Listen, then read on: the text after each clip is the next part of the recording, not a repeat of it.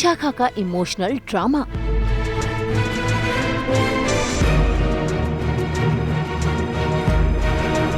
बुरे फंसे नीतू और रोनी।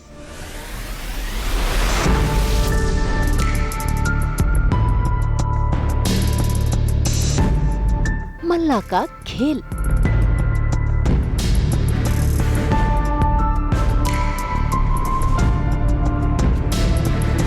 धैर्य के सामने हो गया खुलासा।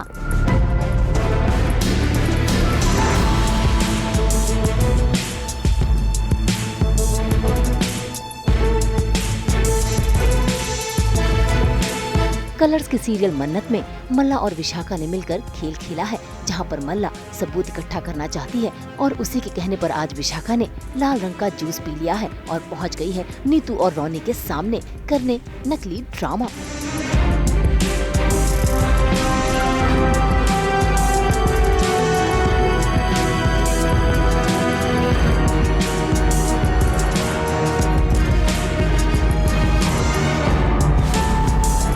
जरा देखिए कैसे उसका ये हाल देखकर नीतू और रोनी दोनों ही परेशान हो जाते हैं। ऐसे में विशाखा बताती है कि वो जिंदगी के आखिरी पड़ाव पर है और उससे पहले वो मरे वो विक्रांत को सच बताना चाहती है, इसीलिए वो रोनी और नीतू दोनों के सामने गिड़गिड़ा रही है। ऐसे में रोनी और नीतू दोनों ही परेशान हो रहे हैं।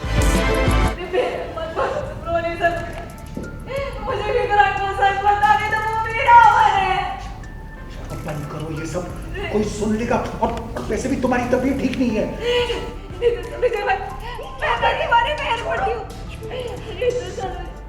तुम चाहे कितनी भी महान बन जाओ, लेकिन सच बात तो ये है कि आज मेरी ये जो भी हालत है ना, इसकी जिम्मेदार सिर्फ तुम हो। मानो इस बात को। क्या करिए, छोड़ो। बोलो नीतू सरोजा, बोलो, मैं सच कह रही हूँ। तुम लोग मुझे गलत ठहरा रहे हो, लेकिन सच ये नहीं है। छोड़ो ना। सच तो ये है कि तुम लोगों ने मुझसे मेरा बेटा छीना। मानो इस बात को, बोलो। हाँ, बोलो। हाँ, मैं मानती हूँ, लेकिन सच मानो, वो गलती से हुआ था मुझसे। गलती? इसे तुम गलती बोल रही हो? मेरा पति मरा है, उससे अमन का असली बाप।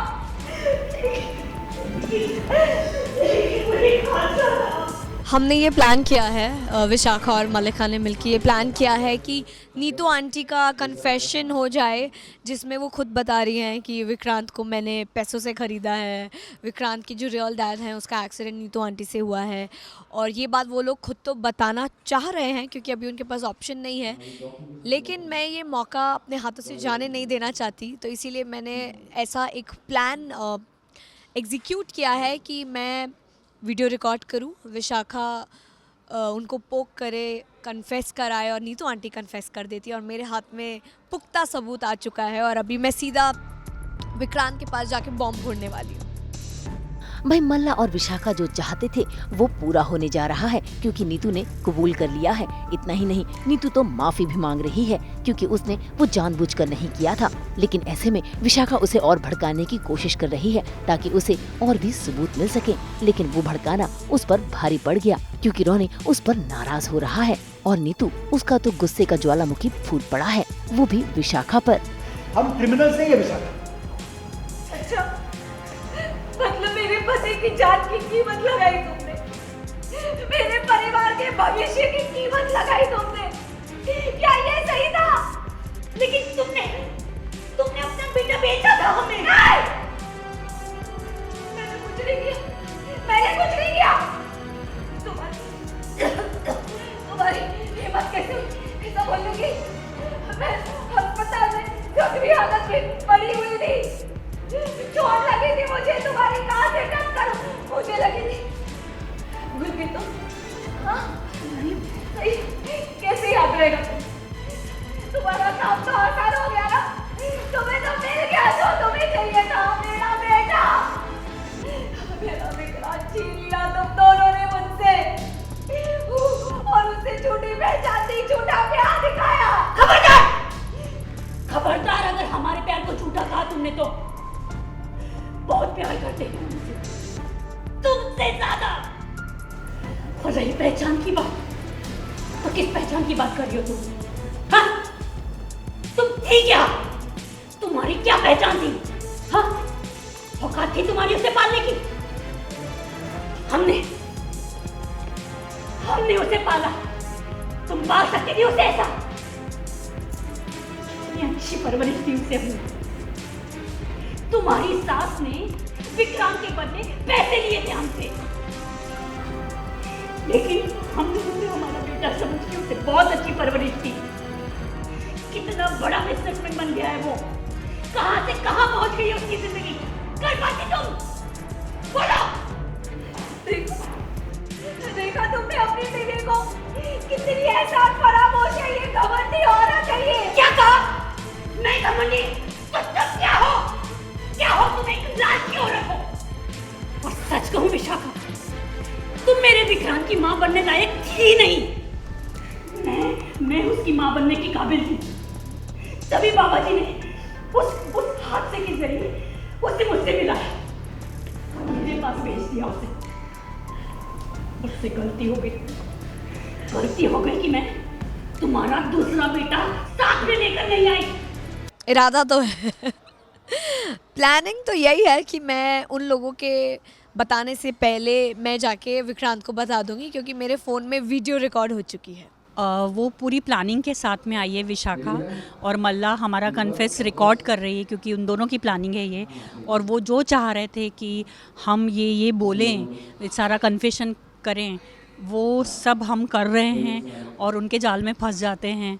और विशाखा सब मुझसे उगलवा लेती है कि हाँ मुझसे गलती हुई है, मैंने उसका बेटा लेकर गई, उसके पति का एक्सीडेंट किया, वो सब मल्ला रिकॉर्ड कर लेती है। अब मल्ला ने वीडियो रिकॉर्ड तो कर लिया है, बस होगा यूं कि मल्ला उसकी एडिटिंग करेगी ताकि ये सब नीतू और रोनी के खिलाफ जा सके। वहीं दूसरी ओर सही समय पर मन्नत को बचाने के लिए पहुंच गया है धैर्य, जहां पर जैसे ही धैर्य की नजर मन्नत के साथ उस बूढ़ी औरत पर पड़ी तो उसे एहसास हुआ कि वो उसकी दादी है। वो परेशान हो गया क्योंकि उसकी दादी का हाल बेहाल है। ऐसे में मन्नत ने सच बता दिया कि ये चारों दादी के ऊपर जुल्म ढा रहे थे, उन्हें जबरदस्ती दवाई और इंजेक्शन लगा रहे थे। ऐसे में धैर्य का धैर्य टूट गया।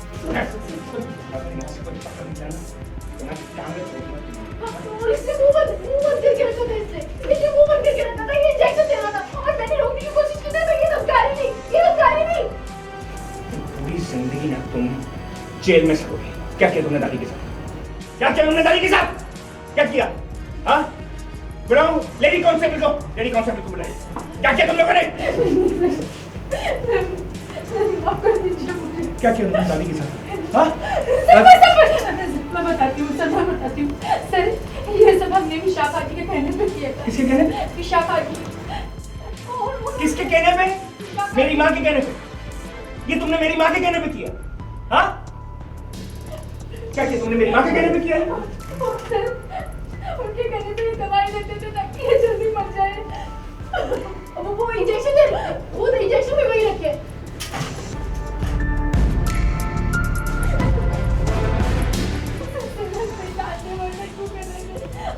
उनकी क्या लगती है, हम कुछ नहीं जानते सर, माफ कर दीजिए।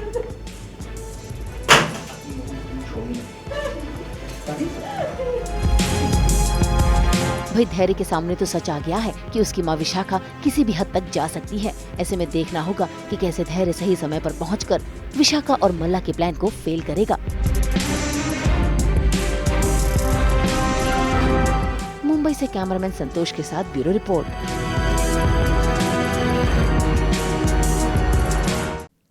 हम तो लेकर ही आते हैं आपके लिए 24/7 एंटरटेनमेंट की गुड न्यूज़। तो अगर आपको ये वीडियो पसंद आया है, आप इसे लाइक करें, कमेंट देके अपनी राय ज़रूर दें। ऐसे ही एक्सक्लूसिव कंटेंट के लिए हमारे चैनल को सब्सक्राइब ज़रूर करें। अगर आप यही वीडियो फेसबुक पर देख रहे हैं तो हमारे फेसबुक पेज को भी फॉलो करें। नाम तो आप सब जानते ही हैं, सास बहू और बेटियाँ।